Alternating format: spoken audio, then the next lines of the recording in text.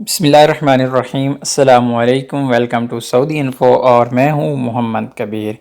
جب بھی آپ کا پاسپورٹ گم ہو جاتا ہے، چاہے آپ سعودی عربیہ میں موجود ہیں یا پھر آپ اپنے ملک میں موجود ہیں، تو گم شدہ پاسپورٹ کو دوبارہ حاصل کرنے کا طریقہ آلریڈی میں ایک ویڈیو میں بتا چکا ہوں۔ اس ویڈیو کا لنک میں ڈسکرپشن میں دے دوں گا، آپ وہاں پر جا کر دیکھ سکیں گے کہ اس کا پورا پروسیجر کیا ہے کہ نیا پاسپورٹ آپ کیسے حاصل کر سکتے ہیں۔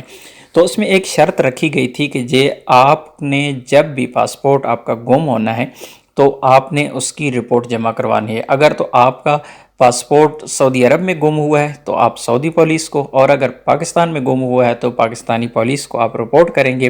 اور اس کے علاوہ آپ اخبار کے اندر ایک اشتہار دیں گے جس میں آپ بتائیں گے اپنا پاسپورٹ نمبر، اپنا نام، کہ یہ میرا پاسپورٹ فلاں تاریخ سے گم ہو گیا ہے، اور یہ چیزیں آپ لے کر، اور باقی آپ کا اقامہ اور باقی آپ کی چھٹی کا جو پیپر، وہ پورا پروسیجر میں نے دوسری ویڈیو میں بتایا ہوا ہے، آپ کو لنک ڈسکرپشن میں دے دوں گا، وہاں پہ جا کے دیکھ سکیں گے۔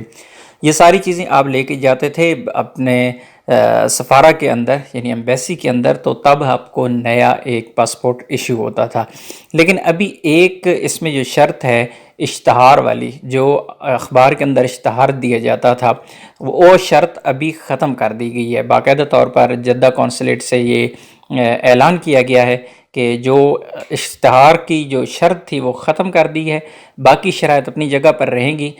اس کی جگہ پر آپ کو جب بھی آپ امبیسی میں جاتے ہیں تو امبیسی کے باہر کچھ ایجنٹس بیٹھے ہوتی ہیں، تو وہ آپ کو ایک حلف نامہ لکھ کر دیتے ہیں، اور وہ جتنے بھی آپ ڈاکومنٹس وغیرہ بنواتے ہیں، کسی بھی قسم کے زمین کے انتقال کے، کوئی اتھارٹی لیٹر یا کسی بھی قسم کی آپ چیزیں بنواتے ہیں ان سے، تو وہ آپ سے ایک فیس لیتے ہیں۔ وہ آپ سے فیس لیں گے اور آپ کا حلف نامہ لکھ کر آپ کو دیں گے، اس پر آپ کے باقاعدہ سائن ہوں گے، تو وہ حلف نامہ ہی آپ کے لیے کافی ہوگا۔